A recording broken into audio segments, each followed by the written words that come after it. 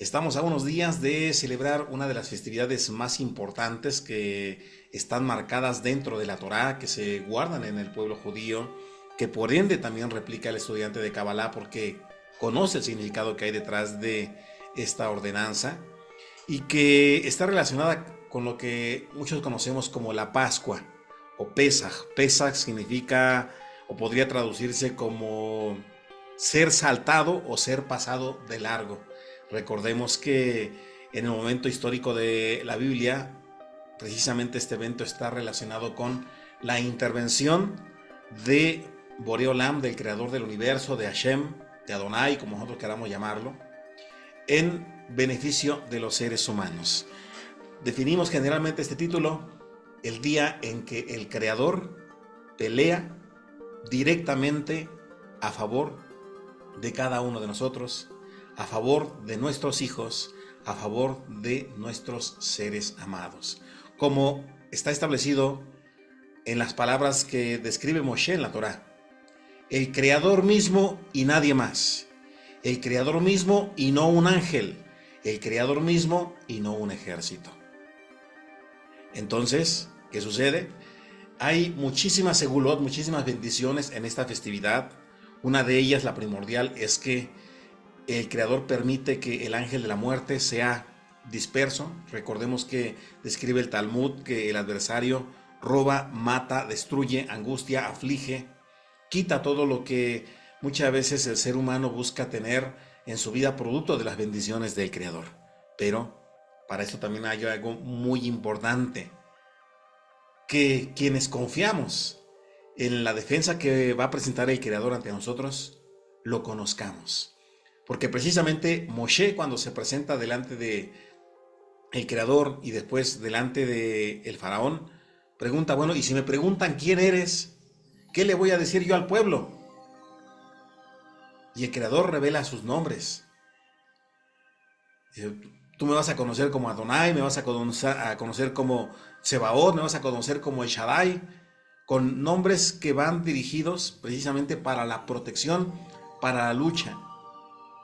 Ahora, precisamente de eso se trata el tema del día de hoy, que nosotros sepamos por qué razón es que es importante celebrar la festividad de Pesaj, pero también que podamos darle esas herramientas necesarias a nuestro aspecto racional, nuestra parte intelectual, para que recordemos en quién hemos estado confiando, para que nuestra emuná, nuestra certeza, lo que muchos traducen como fe, se vuelva inamovible.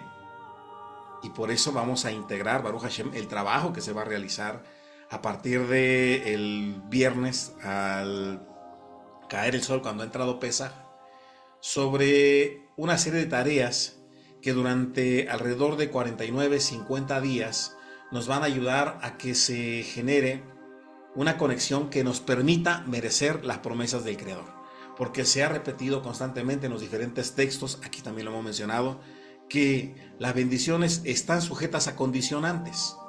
No son, como muchas veces la religión interpretó de forma errónea, a cambio de nada. Y aún la gente precisamente sigue teniendo dificultades en obtener respuestas porque muchas veces la gente sigue pensando que no tiene que hacer nada y solamente se debe dedicar a recibir las bendiciones del Creador.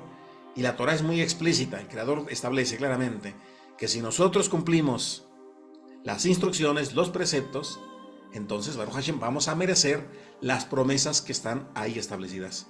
Y si no, no. Entonces, ¿qué sucede? El pensamiento religioso ha vertido enseñanzas equivocadas y mucha gente comienza a decir, no, es que solamente es por gracia, es que los actos no son nada delante del Creador, justificando desafortunadamente un corazón mezquino que no quiere tomar parte de su responsabilidad para generar los cambios necesarios que muchas veces se ocupan precisamente en este mundo. Entonces, bueno, voy a comenzar a compartir la pantalla para que demos inicio a este tema que podríamos haberle colocado diferentes títulos. Uno de ellos fue los códigos ocultos que encontramos nosotros en la Biblia, así como los secretos cabalísticos de la Torá. Y la forma en la que nosotros podemos conocer a este Creador, cómo es que se revela, y Baruch Hashem, que el día de hoy por lo menos haya un enunciado que pueda hablar a su alma, a su corazón, a su racionalidad, y que le vuelva a conectar con la luz del Creador. Porque a veces podemos escuchar nosotros ponencias de 1 hora, 2 horas, 4 horas, pero a veces hay un pequeño enunciado que es el que hace vibrar nuestra alma, nuestro corazón, y hace que el tiempo que hayamos nosotros tomado haya sido, Baruch Hashem, bien invertido, porque ahí es donde podremos encontrar nosotros la guía o la respuesta del Creador. Bien, vamos primero a comentar qué es lo que vamos a ocupar para el día viernes. Bien, esto no se ocupa el día de hoy, pero vamos a tener tiempo, Baruch Hashem, de obtener estos recursos. No son nada difíciles, y volvemos a mencionar cada uno de estos elementos. Como describe el Sefer Yetzirah, son una vasija, una biná que puede contener emanaciones específicas para poder muchas veces precipitar emanaciones favorables, y en este caso en la Haggadah de Pesaj o en la ceremonia de Pesaj se puedan desplazar las emanaciones negativas. Bien, entonces, ¿qué va a tener que buscar a partir del día de hoy, del día de mañana y aún pasado mañana? 2 velas blancas que duren 4 horas por lo menos, una copa que contenga vino o jugo de uva, 3 piezas de pan ácimo, pueden ser galletas secas, 3 hojas de alguna verdura amarga, un vaso que contenga agua mezclada con sal, un huevo hervido, un huevo duro como ellos lo llaman, nueces o dátiles, que serían 3 piezas, una pequeña pieza de carne asada, puede ser pollo, puede ser una pieza pequeñita, un plato blanco y un recipiente que se utilizará para lavar nuestras manos, uno con agua, otro vacío, y nuestros fósforos de madera. Bien, estos son los elementos que vamos a darnos a la tarea de recopilar para que cuando llegue el momento de Pesaj y conectemos nosotros con esta emanación, Baruch Hashem, podamos estar listos. También mencionamos que es importante que gran parte de las ceremonias nosotros las realicemos directamente en nuestro hogar. ¿Por qué razón? Y esto es importantísimo. Definitivamente, Pesaj en el hogar es importantísimo. ¿Qué costumbres tenemos nosotros en Pesaj? En Pesaj generalmente nosotros colocamos nuestras mezuzot. Bien, nuestra mezuzá, nuestro pergamino que viene adentro del recipiente que colocamos a orilla de nuestras puertas. Ese día nosotros revisamos, o ese día colocamos nosotros nuestro pergamino que representa la protección del Creador, que recordemos es en memoria de la sangre que se vertió en los dinteles para que pasase de largo Dumá, o el ángel de la muerte. Bien, ahora bien, dicho esto, volvemos a mencionar, es una ceremonia en la que Baruch Hashem anhelamos se cumplan esos 120 años que el Creador ha prometido para cada uno de nosotros, o mucho más. Y Baruch Hashem es el día en el que volvemos a mencionar, el Creador mismo desciende a visitar su hogar, desciende a pelear sus batallas, y Baruch Hashem desea en el Eterno que toda petición, todo bloqueo, toda afectación negativa, Baruch Hashem sea desplazada, porque entramos en una etapa maravillosa en la que las manifestaciones de todos los nombres del Creador se precipitan. Todos esos nombres que nosotros leemos ahí codificados también en el libro del Éxodo capítulo 19, los 72 nombres de Dios, Baruch Hashem, están dispuestos para pelear. ¿Bien? Entonces, por eso mencionamos, hay un gran secreto en la cuenta del Omer que vamos a integrar también con el estudio del árbol de la vida, para que esta tarea sea maravillosa y que Baruch Hashem podamos recibirla de manera favorable. Bien, Baruch Hashem. Entonces, vamos a continuar. Primero, vamos a hacernos la siguiente pregunta. La Biblia, el Tanaj, como nosotros lo decimos en hebreo. Mucha gente se pregunta si realmente es un texto, un sefer, que revela la voluntad de una inteligencia suprema. Muchas veces por herencia, también religiosa, la gente está acostumbrada a señalar este texto como una serie de literaturas que revelan la voluntad del Creador. ¿Esto es cierto o no es así? Primero es importante que nosotros recordemos que cuando hablamos directamente del Tanaj, nosotros estamos hablando desde la perspectiva del judaísmo, desde la perspectiva de la Kabbalah, de textos que fueron seleccionados directamente por el canon judío.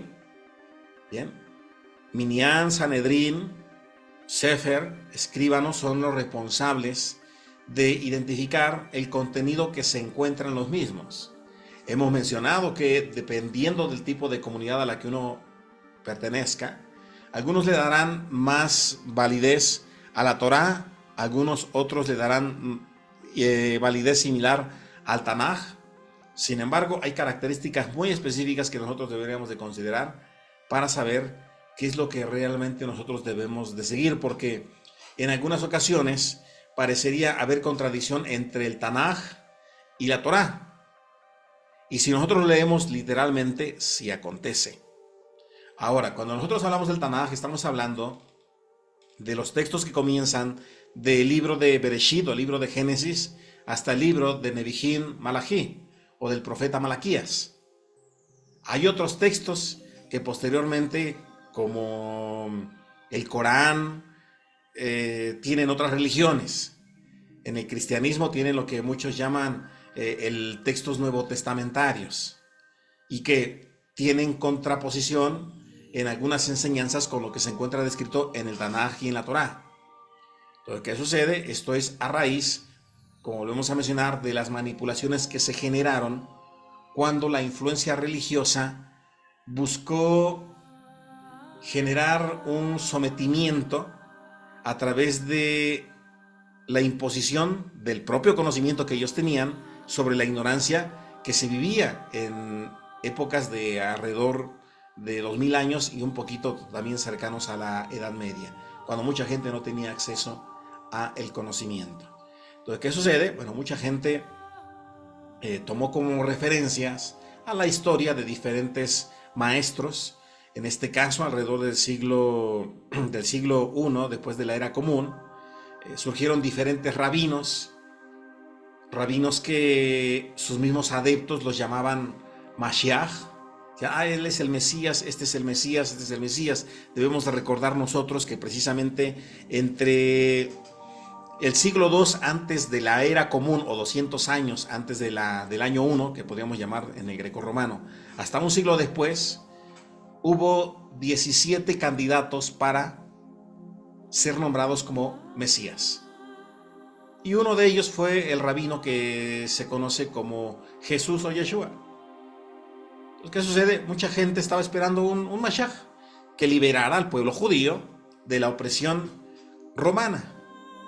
Entonces, ¿qué sucede? Sus seguidores siempre, sus adeptos siempre los iban aventando para que ellos dirigieran la revuelta, que al final del día detonó en el año 70, después de la Era Común. Entonces, ¿qué sucede? Importante mencionar esto porque después se generó una tergiversación sobre la interpretación de Pesaj o de la Pascua. ¿Qué ocurre? Bueno, se comienza a reemplazar a través de simbología el cordero o el macho cabrío que se utilizaba como holocausto o como ofrenda expiatoria, y se puso simbólicamente a un hombre. Hubo textos que volvemos a mencionar definitivamente, y no estamos hablando ahorita, ya hablaremos en algún momento de la historia de las religiones, pero estos textos que los cristianos definieron como nuevotestamentarios de Mateo, Marcos, Lucas, Juan, fueron manipulados e inclusive inicialmente fueron también seleccionados posteriormente o filtrados por monjes católicos romanos. Entonces, ¿qué sucede? Muy pocas veces o le es incómodo al protestante escarbar sobre quiénes seleccionaron estos 4 textos y por qué razón es que siguieron replicando la misma información que seleccionó en su momento la Iglesia Católica Romana. Por eso se puede ver que después de que se seleccionan esos 4 textos cristianos, no hay ninguna modificación. Se generan las divisiones dentro del cristianismo, hay movimientos protestantes que muchos llaman, les definen de diferentes formas, por Martín Lutero, por más adelante Scofield, que se va dando unos cuenta a través de cómo van modificando sus propios textos cristianos. Nosotros podemos ver, por ejemplo, que aunque haya una Watchtower de los Testigos de Jehová, haya un dirigente de Moroni a través de los mormones, aunque haya adventistas del séptimo día, aunque haya evangélicos, pentecosteses, etcétera, todos siguen teniendo fundamentalmente 4 textos, evangelios llaman ellos, de buenas nuevas, que fueron seleccionados por la Iglesia Católica Romana. Entonces no hubo ninguna modificación. Lo que sucede, a raíz de eso comienzan las tergiversaciones y se dejan o se pierden o se extravían muchas prácticas que originalmente las primeras comunidades judías, porque volvemos a mencionar, no habían cristianos en esas épocas, sí guardaban. Lo que sucede, si nosotros queremos conocer si realmente el Tanaj es un elemento que nos va a funcionar a nosotros para poder tener esa cercanía con el Creador, también deberíamos de conocer, como mencionó Moshe, quién es ese Creador. Y para ello vamos a comenzar primero con esta palabra, ¿bien? Letra Tab, letra Bab, letra Resh, letra Hei, que traducimos como Torah, que